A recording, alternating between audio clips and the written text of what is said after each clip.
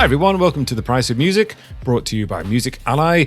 If you want a guide to what's going on in the music industry and how it all works, well, here we are, looking at the finances and the stories and stuff that's going on in the pop biz in the last week. He's Stuart Dredge, I'm Joe Sparrow. Hi Stu, how are you? I'm good, very good. Wonderful to see you as ever. Now, this week we wanted to put a whole episode aside, as we do sometimes, for one topic. And it's something that's sort of crept up on the music business in the last few months, but it's already this year near, well, it is a $500 million market, and yet it sort of is and sort of isn't part of the music business. If you haven't guessed it yet, it's prediction markets, and particularly prediction markets based on music. If you don't know what that means, we will find out, and we will find out how you can get a slice of that sweet action. This is something we've written about a couple of times, and it's proven very popular, so we decided to chat about it a bit further. And to do that, we're going to flip the usual structure. And Stu, is going to ask the questions, and I am going to answer them. Stu, fire away, please. I know. I get to relax. I'm going to say anything sensible because you have all the knowledge in this I'm thing. sweating bullets, I'll be honest. Yeah. Well, this is fascinating because to me, I didn't know anything about prediction markets until a few months ago, and now suddenly they're big. So can we start with the absolute baseline for someone who has no idea what a prediction market is and why they care? So what are these things generally before we get to music? So they're sort of, well, think of them as apps in which you stake money and predict what's going to happen. Now, it sounds a little bit like gambling. It technically isn't, and we'll talk about that in a minute, but it's a place, generally an app or an online platform, where you trade money on the likelihood of real events happening. And those real events aren't just sport, as you might expect. They're pop culture, sports, geopolitics, economic data, literally anything. So it's being pitched as trading, but instead of buying stock in Disney or Apple or whatever, you're buying or selling shares in a future outcome. And every market is styled as a simple yes or no question. So it could be, for instance, will Taylor Swift release a new album this month? Yes or no? And you pick one side, and you technically trade on it. And those are styled as contracts. You are not gambling. It's a contract, and the price of will Taylor Swift release a new album this month will be somewhere between $1 and $0. So $0 means it definitely doesn't happen, and $1 means it definitely does happen. So, for instance, you or I could pose the question in the first place. So we could say, here's an idea: will Taylor Swift release a new album this month? And people can say yes or no on it. And then over time, as people stake their money on yes or no, it starts to deliver through that data a price. And that price might be 65 cents, for example, which means that collectively the market thinks there's a 65% chance that Taylor Swift will release a new album. And then at a defined point, the end of the month, if Taylor Swift has released a new album and you bought into yes at the time when it was like 65 cents, she does release the album, your 65 cents becomes then worth $1. So you make 35 cents. If you bought in at 65 and she doesn't release an album, you lose that 65 cents. You're technically not losing it because it's not gambling, but it feels the same. Right. And it's one of those things that, it's not gambling, but it's everything. It smells like gambling, looks like gambling, and feels like gambling. Yes. But we'll get into that. I mean, so who are the big platforms in this space? Because I guess who is the Uber of this, or who is the who are the kind of the big players doing this, and how do they actually work? Yeah, so there's two main prediction market apps. It's Kalshi and Polymarket. If you're listening to this in the USA, this is old news. They are very, very big in the USA. The reason for that, frankly, is because gambling has been very heavily restricted historically in the US. If you're listening in the UK, where gambling is extremely normalized, and probably everybody knows at least one person who has a gambling app on their phone and uses it regularly to bet on football, for instance. The USA is not like that. And Kalshi and Polymarket are the two biggest trading platforms, and they work in two slightly different systems. Polymarket is, we're harking back to the glory days of crypto here. It is a crypto-powered platform. So it's based on the blockchain. You don't use, I'm afraid so. But it doesn't use traditional bank accounts. You have to switch your money into crypto which are called stable coins. So they're linked exactly to the same price as a dollar. And then you use that crypto wallet to make your trades / gambling. And because it's offshore, it's crypto, it's not really regulated by anybody. Jolly good. And technically, you're not allowed to use it if you are US based, but it is now launching into that market. Kalshi, on the other hand, is the platform works almost exactly the same, but it's regulated by the US Financial Commodity Futures Trading Commission. So it's legally a bit like the stock market. So it's regulated by them. And so you are like when you buy a stock. So if you're someone who buys a stock in Apple, you might be doing it for two reasons. You might be doing it because you think, okay, in 30 years, it'll be worth more and I will have earned a lot of money in that time. It'll be good for me when I retire. That's one form of investing. The other form is I'm going to buy it now. They're going to release a new MacBook next week. Everyone's going to love that new MacBook. The price is going to jump up, and then I'm going to sell it and realize the difference between the price I paid and the price in a week's time. And that's a bit more like gambling.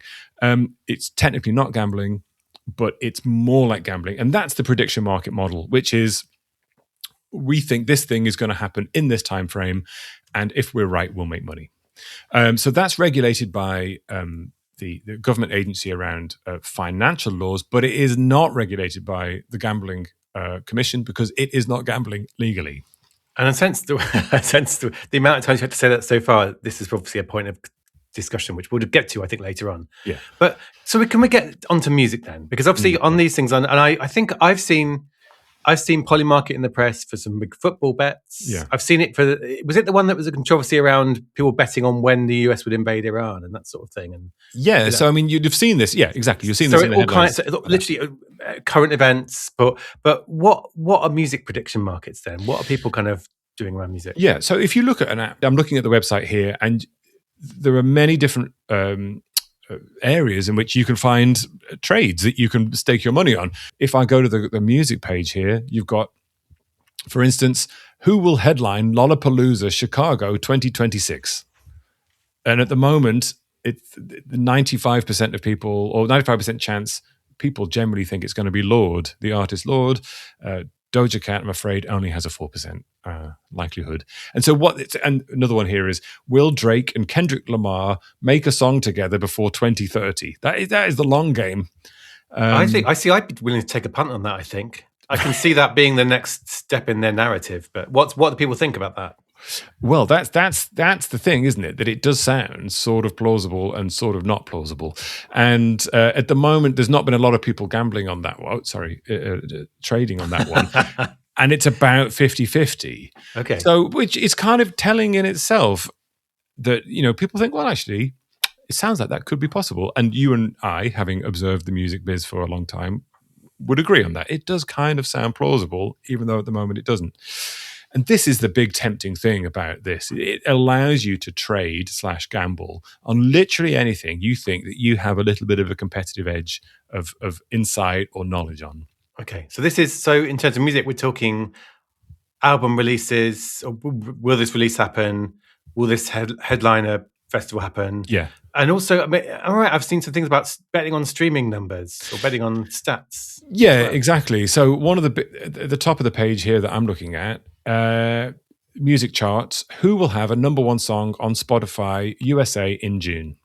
And that one question alone has seen $669,000 staked on it. And at the moment, there's a 12% chance the market thinks that Drake will, 11% that Sabrina Carpenter will, 8% that Olivia Dean will, and so on and so on. And so it's sort of, those are the big ones at the moment. How much money do you think a number one track on Spotify USA in June would make from royalties?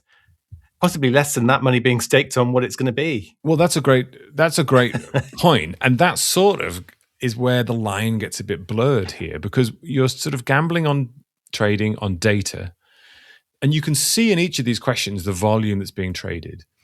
And, that's what I meant by the beginning, where I say it sits on top of the music industry. This is not really you couldn't go and manipulate very easily the streaming numbers on Spotify. I mean, you could try, but it would probably cost you more than you would win.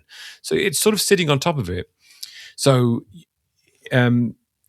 it's hard to be able to manipulate it, but you could start making a lot more money based on music. And there was an interesting interview with one of the key people from Kalshi recently with the Billboard podcast, and she said that so far in 2026, the volume, the amount of money in the market that has been staked on music is $400 million, Wow. which is huge. Yeah. And this is a completely new thing. I mean, so this is sitting on top of the music business. Yeah. It's not got any involvement really from rights holders. Doesn't need rights. Doesn't need anything.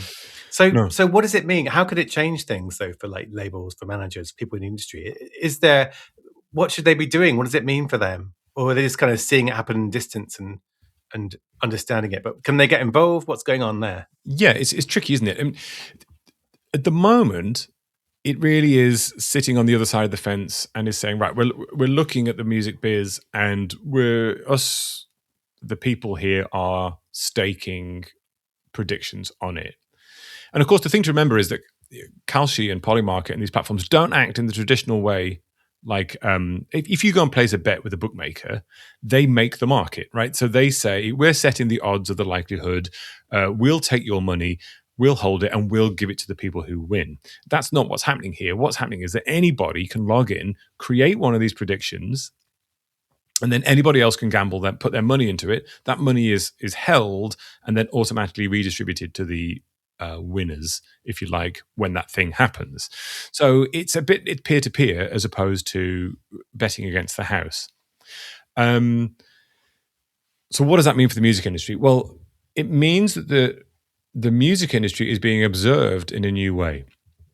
And this is one of the things that these platforms argue makes it a good thing. They're saying that if you want to predict what's going to happen in the world, whether that's about wars, financial markets, or who's going to be at number one in a week's time, these prediction markets, because people are staking actual money, you have to say, right, I believe in that to the value of 10 or 20 or $100.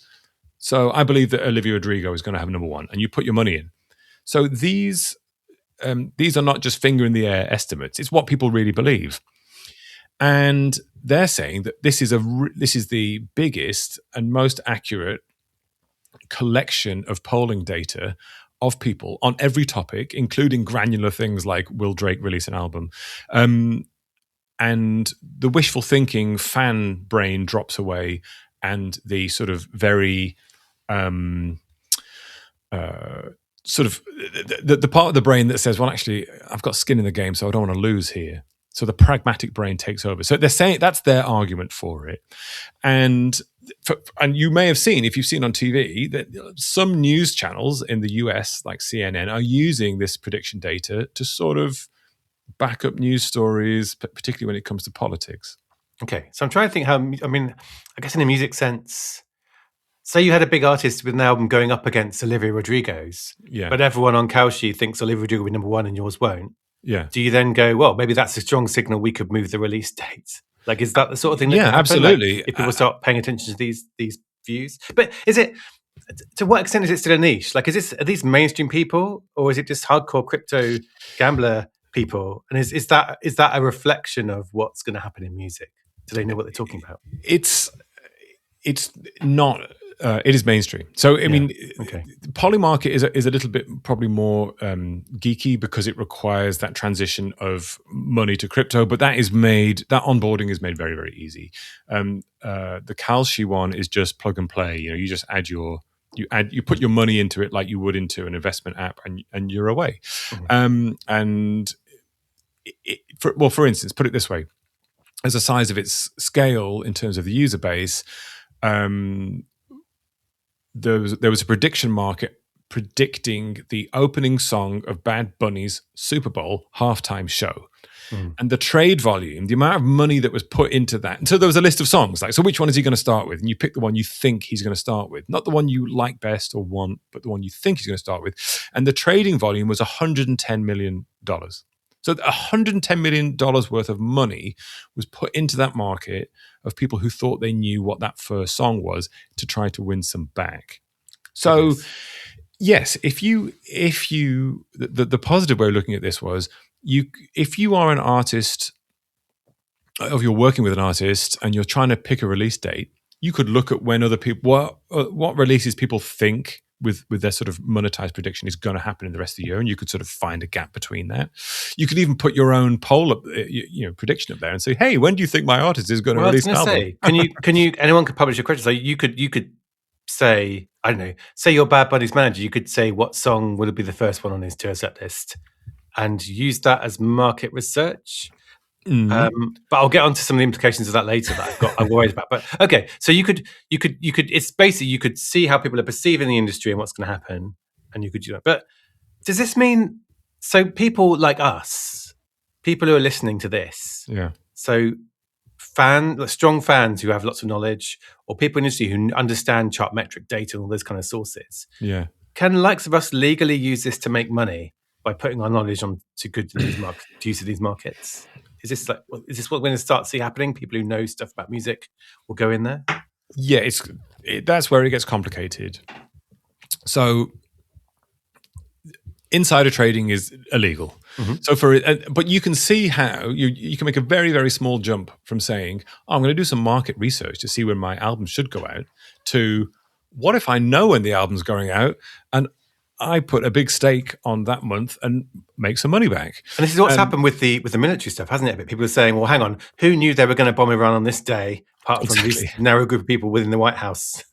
So who's betting on this? Exactly. So especially with the crypto-oriented ones, there is a sort of natural layer of anonymity in there to a certain extent. You have to set up a proper account that is sort of registered to you, but the crypto can come from anywhere and can move out quickly to anywhere. So yes, there was some sort of scandals where, I'm trying to think of the many countries that USA has invaded recently. Was it Venezuela? And someone, it turns out, in the military, won a lot of money because they predicted it was going to happen, but they knew it was going to happen, and they won hundreds of thousands of dollars. And I think in that case, I don't think they found out who it was, but in terms of when Iran was invaded, somebody in the military was subsequently identified, and they are now in serious trouble because that kind of insider trading is strictly illegal. Well, and that's national security as well, isn't it? That's national security. That's a double whammy. Let's bring this to music, though. So, okay, for example, there were probably 4 or 5 people at Universal Music Group who know if Taylor Swift is releasing a new album this year or not. Yeah. There were probably 4 or 5 people at Apple who knew what the first song would be in the set list for the halftime Super Bowl show. There are probably, there are people, and people at Spotify will know their stats. And these are all big public companies as well. Yeah. So not just companies, but they're big companies who are regulated. So is there a risk here? I mean, could we see the risk of insider trading? And what does that mean for those labels and companies if they're trying to keep secrets and keep release plans to themselves? Yeah, I mean, Kalshi is being very careful to say insider trading is strictly not allowed on their platform, and it is strictly illegal in pretty much all markets.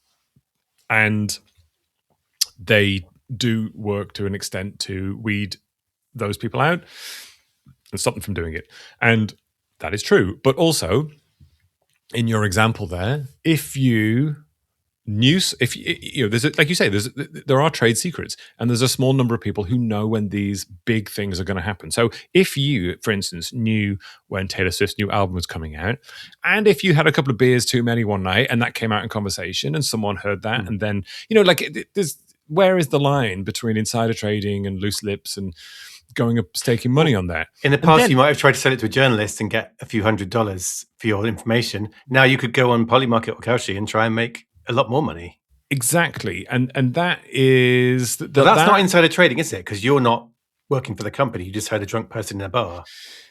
No. But the drunk person in the bar could get into trouble. And right.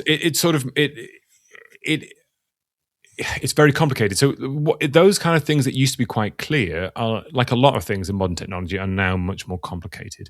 So as another example, so yes, you could, if you wanted to, through somebody else or in an anonymized way, understand the data that you've got from inside your company.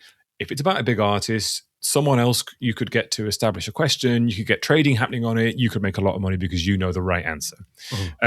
That is illegal. It's not allowed by the platform, but it feels quite hard to police. And it also feels like when there's so many, I mean, there's hundreds of thousands of questions like that on these markets at the moment. How do you police all that? Sounds like a quick way of making quite a lot of dirty money to me. But then think about this. It's sort of the reverse way of it working like that. Like if you knew your artist was going to release, you're planning to release that album in January 2027, and then you saw in the prediction markets that people were kind of saying it's going to come out in December 2026. First of all, would you move the album to release it in December when people think it's going to happen? Because that also might mean that they want it, they're invested in it, they might go and buy the album and stream it, and that's what's in their head. Because it feels right to them, and you just pitched it wrong by a month. So do you move it back? And then if you do move it back, do you go and stake some money on it? Well, I'm thinking if I was Drake, which I thought I often have, could I swallow my pride, give Kendrick a call, say, hey, the price on Kaushi of us doing a collaboration is now gone down to 0.2. So why don't we both stick $2 million on, record it and put it out next week, and we'll make more from that bet than we'll make more from that trade than we will from the record. I mean, this is like, I don't know. As an artist, seeing people make predictions of what you're going to do would make me want to either confound them or go, well, I can make some money here. Yeah, that's right. And there's the arguments. I mean, this is very complex, right? The arguments for this is that if you take the sort of the morally dubious stuff out of the equation for a second, you could say that this is a way for super fans who like they look at the social media of their favorite artists, they read all the forums and watch all the TikToks, they know the tour schedules. Yeah. If this was the kind of thing you were into as an artist, you could say, well, you know, we're giving our super fans a chance to monetize that fandom. You could say, well, I know a bit better than anybody else what's going to happen. I'm going to make better predictions. That feels a bit morally greasy to me. But if you're a super fan of artist XYZ, you probably know what they're more likely to do than someone who doesn't, and you could win a few predictions that way. It's weird, isn't it? Because I think to me that the grey area here is like, say for sport, like I think there was a story this morning about someone bet $1 million on Polymarket that Spain would beat Cape Verde, and lost it all, and someone else bet like for much less on Spain not winning and won millions of dollars. But that was a football match where there was no shenanigans. They couldn't. No one knew before the match what the outcome would be. So it is more of a prediction of something that no one. Whereas all these music things, a lot of them, some people will know what's going to happen. Yeah, and it just feels like it's very hard to not have some kind of room for shenanigans. And also, there's traditionally, people have bet on sport because it's hard to predict, and that's also part of the reason when it has been allowed and regulated. That's why, because it's a game of quasi chance, right? You would believe that Spain are going to beat Cape Verde, but there's a chance that they won't. And you can look at all the data, but it would be very hard to predict that Cape Verde would draw with Spain in the World Cup last week. And that is part of the complexity here, which is if your career in the music industry is reading Chartmetric data, and if those of you listening out there haven't used Chartmetric, it's an amazing resource that pulls in all the streaming data from all the different platforms and social media data, and you can see how well a song is performing or an artist at any given time. And marketers rely on it very strongly for looking for release dates, looking for where fan groups are and all that kind of stuff. If you can read that data really well, all of a sudden you could cross-reference that on one of these markets and say, oh, I've spotted a window where people think this, but actually I'm pretty sure it's going to be this because past data has proven it, which is essentially what people in the financial industry do. They do that with stocks and massive data sets and try and get marginal gains of 2 or 3% to make a lot of money when they stake a lot of money. Is that the music industry? Well, maybe it is now. Maybe if I was Universal, and let's take the pure illegal stuff out of the equation. So I might know when an album's coming out, but I can't stake on that because it is illegal.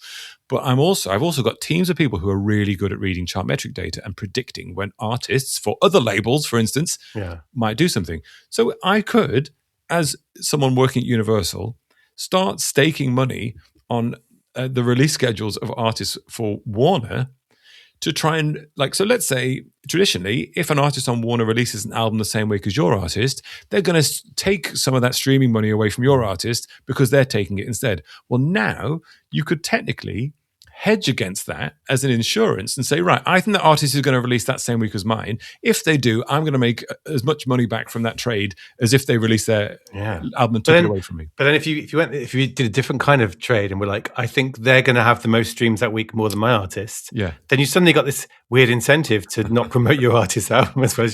It just feels like it's not necessarily shady on the part of the platform, but it feels like there is so much opportunity for shadiness, for conflicts of interest, even below the pure illegal insider trading.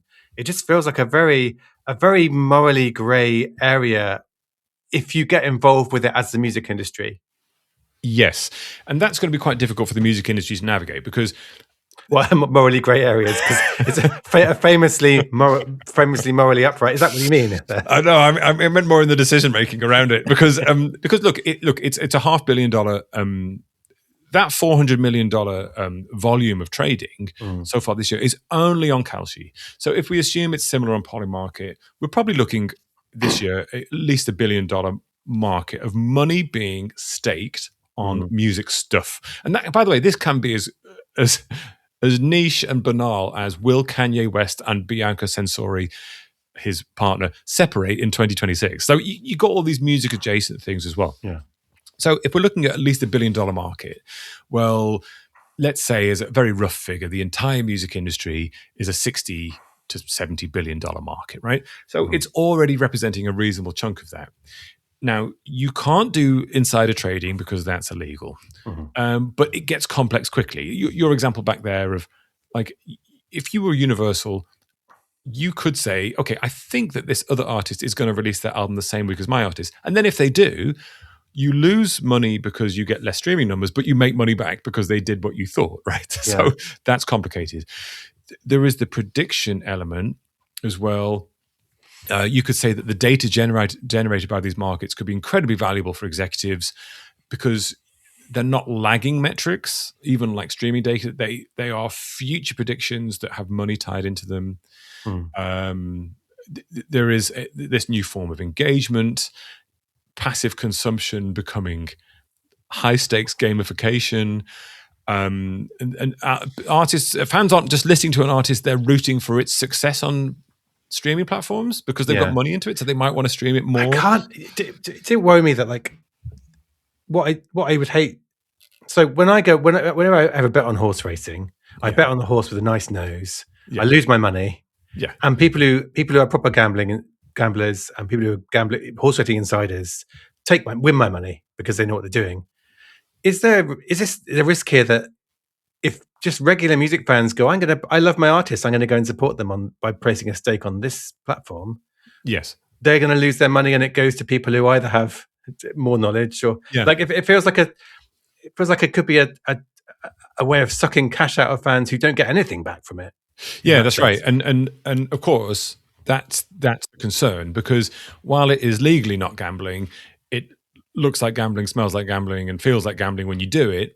And particularly when you win, and gambling is highly addictive. And these apps and platforms look and feel like gambling apps to a large extent, even though my lawyers have asked me to stress they are not gambling apps. And, yes, you could, you're ultra gamifying, let's say, something which is highly sticky and then also involves your favorite artist, and you have that emotional pull as well. And you see this with football teams, like people are swayed to gamble on their team versus another one because they have this deep emotional connection, despite the fact that their team might not be very good. I think Norwich can win the FA Cup next season. I'm fairly sure of it. But can we? I mean, this is my final question, really, because we said it looks like gambling, feels like gambling, but is legally not gambling, very carefully so. Yeah. Is that an established fact? Like you mentioned, Kalshi is regulated by US authorities. Yeah. Is there a risk at some point of a big sledgehammer regulation coming down saying this is gambling and this whole market gets thrown into chaos? Or is it going to stay legally not gambling and keep growing? Like if we're looking at what's your prediction for what happens? Is there a danger that it will get to the case when some regulator goes, no, it is gambling, and we're going to come down like a ton of bricks, and then everyone flees? I am 80 cents on the dollar certain that this is going to be a high growth thing for the foreseeable future. I don't think this is very US oriented, right? They're global, but it's very US oriented. And it does feel like the current US regime is going to allow this to happen. One of the sons of the unmentionable president is, I think, on the board of one of these companies. And so of course he is. There's definitely some sort of incentive there. And the very, very, very cynical side of me would say, well, look, if you were involved with politics and you wanted to influence future elections, this would be an excellent way of doing it, because you could reasonably cheaply, when you think about, you've got advertising budgets of zillions of dollars in the US for elections, you could use a relatively small amount of that to manipulate a question on the market. These markets have, around who's going to get elected, that is then going to be presented as polling data on mainstream media, and that then would plant a seed of doubt in people's minds, or perhaps sway them to vote a certain way. So I think there's a lot of risks here in a wider geopolitical sense, and they're not going away in the short term. Some states in the US are trying to regulate them in different ways because of the similarity to gambling. There is research to show that the impact of users of these prediction websites, that some gambling researchers are warning that the worst impact of these markets are exactly the same as gambling markets, which is addiction, financial devastation, breaking up families, and even suicide. So, those risks exist in anything that people get hooked into, and people can get hooked into this. The future of it for the music industry is complex, but in a lighter sense, maybe there's a way that the music industry could license its data to these platforms, so people can sort of root through the data of it and pull some incentives out. So I'm sure anybody who's sitting on music data might want to. I was going to say, is this a business for Spotify, for example, launching licensing its data to these companies? It might want to do that quietly, because it would, it might not be a thing that gets it good headlines, but for sure, if what people are essentially trading on is the likelihood of something happening, and the music industry is a highly data-oriented industry, then they're probably going to want to get access. The serious people who are seriously trying to make money are going to want to have access to data and look through it in certain ways to try and work these markets better. It's and this really is what it's all about. It's a very, very complex snapshot of where the world is right now. But then look at it in terms of if trying to be positive for a moment. If you were planning on pressing up 20,000 copies of a vinyl release of an album, and you saw that people were really excited about the release of a forthcoming album, and they're staking money on it, you might want to double those numbers to hit that wave that you didn't expect. There's been plenty of big albums. Nirvana's album, famously, they printed 10,000 of them. They were sold out instantly, and there was a gap before they could press more of them and get them in the shops. There is an element here of like future forecasting that could actually be useful.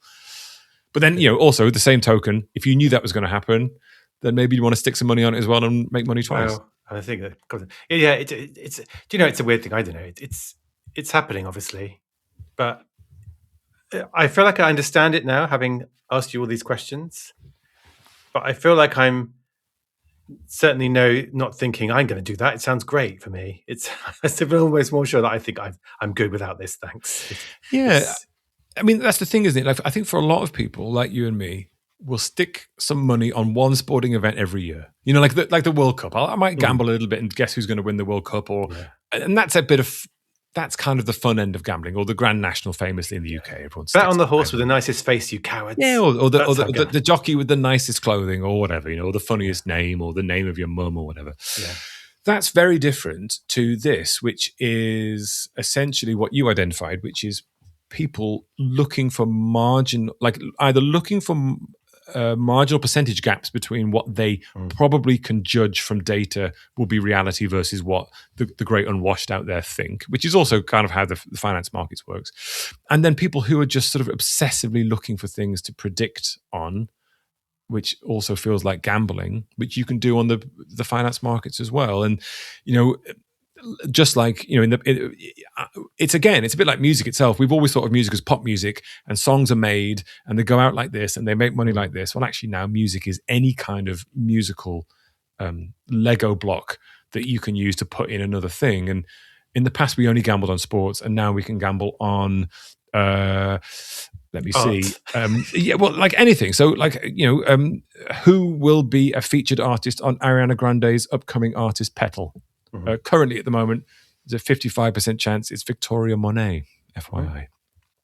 And, if that scratches your itch as an individual bettor, well, that particular market is only a $5,000 market at the moment, but there's a lot of markets that you can stick money on to try and see what happens. Goodness. Well, I mean, I'd like to say it's fascinating because this. How long these things have been a thing for a while, but it's literally as a music story. It's a couple of months old. The volume last year of trading on music was significantly lower, but this year these apps have really exploded, and they opened up the music space, and there is a lot more now for people to gamble on, and people are doing it. I mean, 400 million on one app in 6 months alone is a huge amount of money. It's a heartwarming tale. We would actually love to hear what you think about this, because this is such an emerging market. We don't have a lot of user data about it, and I think you and me, Stu, would love to hear if anyone has actually put any predictions out there and what the experience is like.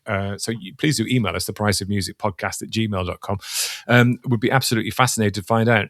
In the lock-in in a few moments, because this is the end of the standard podcast, there will be a quiz for Stu to see if he can guess what people are predicting on various music-based things. So stay tuned for that if you are a Pricey Music super fan. We also have an update on Little Grandad for those of you who've been asking. If you want to become a super fan, you can support us on Patreon. You can get this extra bit of the podcast every week. And you can gain access to that at patreon.com/thepriceofmusic. And like I said, please do get in touch with us about absolutely anything we've discussed today around predicting music, or your concerns about people predicting music, or the new yacht you have bought by predicting when Drake will release his next album. Drop us a line at thepriceofmusicpodcast@gmail.com. I've been Joe Sparrow. He's been Stuart Dredge. Thanks for joining us. You have been you, and we'll see you next time.